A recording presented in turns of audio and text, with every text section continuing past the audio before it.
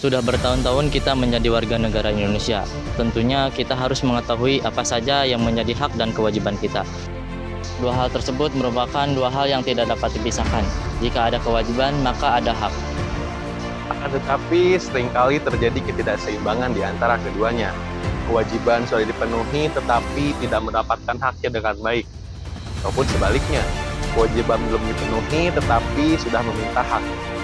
Selain itu, yang disebutkan dalam undang-undang bukan hanya tentang hak dan kewajiban saja, melainkan juga ada istilah bela negara yang merupakan suatu keharusan untuk mempertahankan kemerdekaan Indonesia.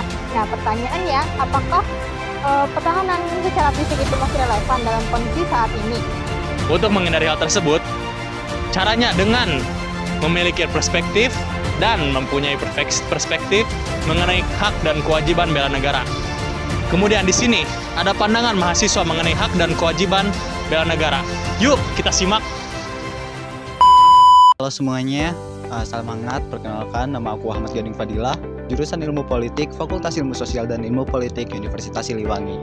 Saya Rodiatan Mardiah, jurusan Pendidikan Masyarakat, Angkatan 2022.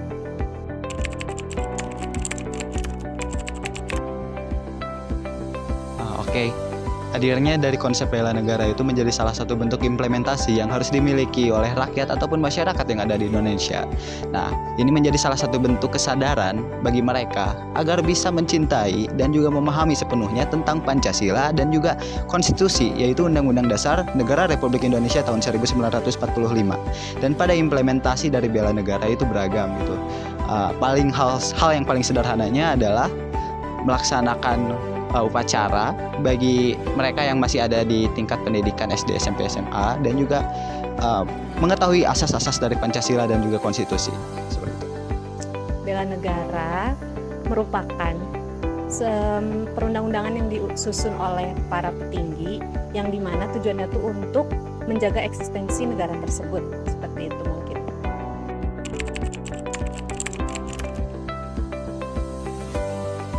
Terkait hubungan antara hak dan kewajiban itu memiliki sebuah teori yang disebut sebab akibat. Maksudnya bagaimana? Maksudnya adalah ketika seseorang melakukan kewajibannya baru dia bisa mendapatkan haknya. Seperti itu.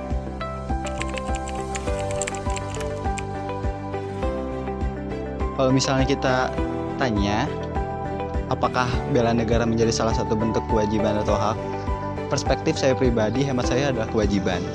Karena sebagai warga negara yang baik, kita harus mengetahui origin dari kehadiran negara Republik Indonesia. Oleh karena itu, pemerintah sangat gembor sekali untuk mengadakan berbagai program supaya mereka aware terhadap Pancasila, aware terhadap pendidikan kewarganegaraan.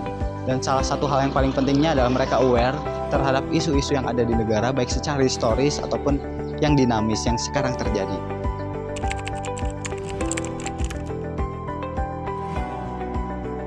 Warga negara dari yang saya pelajari, mungkin karena saya juga pendidikan ya, termasuk yang di FKIP, yaitu salah satu hak warga negara yaitu adalah mendapatkan pendidikan yang layak. Simpelnya hak warga negara itu menjadi salah satu hal kalau misalnya mereka telah diakui negara ataupun mereka sedang tinggal di suatu negara tersebut, maka mereka berhak untuk memiliki akses dari negara. Dan kalau misalnya kita kaitkan di sini, di salah satu atau di semua negara memiliki elemen public service, dan masyarakat mendapatkan pelayanan publik ataupun pelayanan dari pemerintah setempat itu menjadi salah satu hak warga negara yang paling sederhana gitu. Misal untuk teman-teman yang belum punya SIM, bikin SIM itu udah jadi hak warga negara, dilayani dengan baik. Teman-teman yang bikin KTP itu jadi hak warga negara teman-teman juga. Atau yang paling sederhananya adalah ketika teman-teman mengajukan SKTM kepada kecamatan, kelurahan, dan pada tingkat yang lebihnya, itu juga menjadi salah satu hak warga negara. Tapi kenapa hal tersebut dijadikan sebuah hak? Karena kita bisa melihat berbagai macam elemen di dalamnya, bahwa ada hal yang dibutuhkan oleh beberapa masyarakat dan ada juga hal yang tidak perlu dibutuhkan gitu, oleh beberapa masyarakat. Intinya, hak warga negara yang paling sederhana itu adalah ketika kita bisa mendapatkan akses publik untuk merasakan pelayanan dari pemerintah. Seperti itu.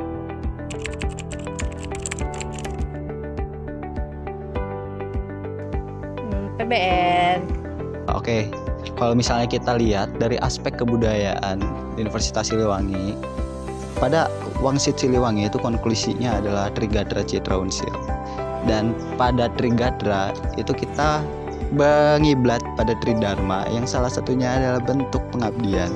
Pengabdian ini bisa kita implementasi pada salah satu program yang menjadi ciri khas Universitas Siliwangi, universitas yang ada di Tasik, yaitu program pendidikan bela negara. Itu menjadi salah satu hal sederhana yang dilakukan setiap mahasiswa semester 1 akhir untuk memahami esensi yang paling dalam mengenai perjuangan para founding fathers ataupun perjuangan para prajurit yang kala itu sedang memperjuangkan kemerdekaan Negara Kesatuan Republik Indonesia.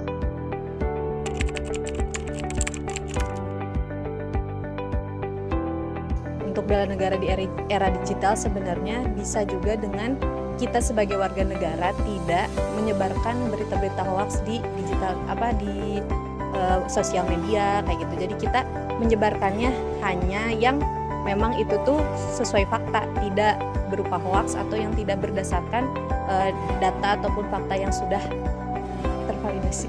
Oke, kalau misalnya kita kaitin dengan bela negara non fisik, tentu kita bisa kaitkan juga dengan regulasi yang telah dihadirkan oleh Kementerian Komunikasi dan Informasi beserta kolaborasi dengan Kementerian Pendidikan dan Kebudayaan, yaitu tentang 4 pilar literasi digital. Yang pertama ada kebudayaan, etika, keamanan, dan juga keterampilan. 4 ini menjadi salah satu hal ataupun aspek sentris untuk mendukung indikator bela negara secara digital, teman-teman.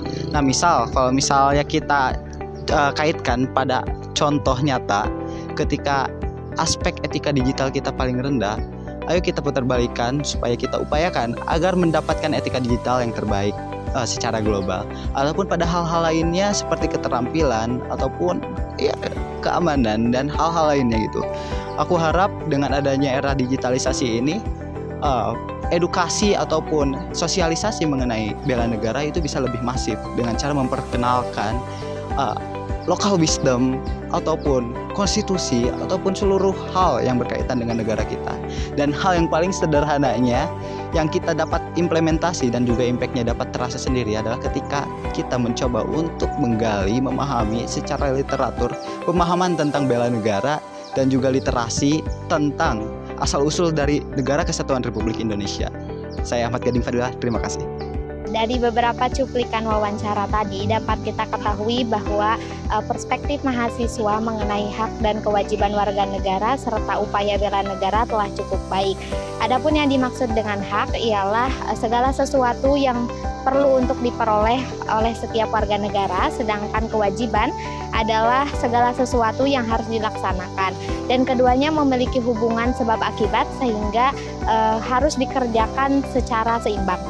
Kemudian bela negara merupakan salah satu kewajiban bagi setiap warga negara Indonesia untuk mempertahankan eksistensi negara kita, bukan hanya dengan keikutsertaan dalam medan perang, tetapi di era sekarang ini kita dapat melakukan upaya bela negara dengan melakukan kegiatan pendidikan bela negara atau PBN dan bijak dalam menggunakan teknologi digital dengan menggunakan empat pilar literasi digital, yaitu digital skill, digital etik, digital culture, dan digital safety.